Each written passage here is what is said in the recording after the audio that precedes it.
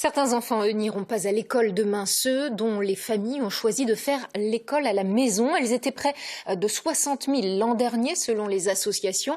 Un chiffre qui devrait diminuer car le gouvernement a durci dans sa loi contre le séparatisme les conditions d'accès à ce mode d'instruction. Le point avec Bastien Moignoux, Norbert Cohen et Marion Lompageux. T'as pris tes codes pour te connecter ou pas? Ici, pas de salle de classe, mais un salon avec une ambiance plutôt familiale. Bon, bah c'est parfait. De toute façon, tu gères ton travail et puis si t'as besoin, tu m'appelles. L'école à la maison, un choix de vie pas comme les autres que ses frères et sœurs apprécient au quotidien.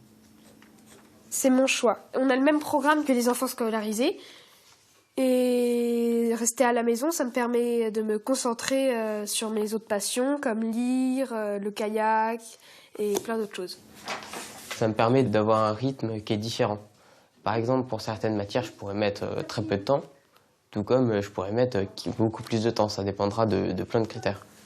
Mais cette année, les règles changent et les autorisations pour instruire à domicile sont plus difficiles à obtenir. Ce qui inquiète cette mère de famille. L'instruction en famille, c'est juste un droit. C'est pas une pratique en tant que telle cadrée.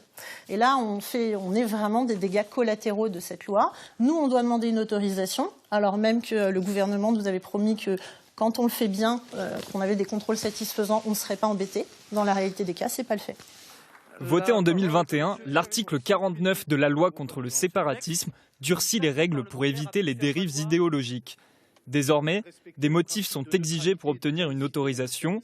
Santé, sport intensif, famille itinérante ou encore choix personnel.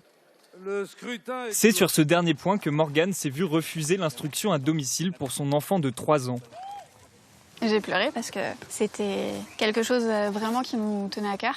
Je ne travaille pas. On a fait le choix d'avoir un seul salaire pour pouvoir instruire notre fils, pouvoir l'accompagner au mieux.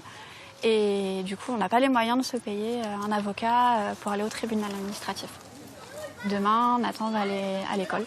Il faut le préparer aussi à la séparation qui n'était pas prévue. Et puis toute notre année, on avait un projet et c'est tombé à l'eau.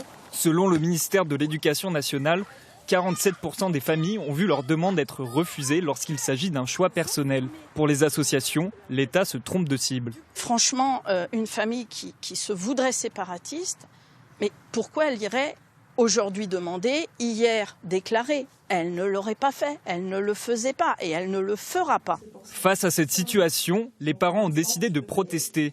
Ils se réuniront vendredi devant la préfecture de Seine-et-Marne. Et en attendant de rouvrir cahier, Emmanuel Scott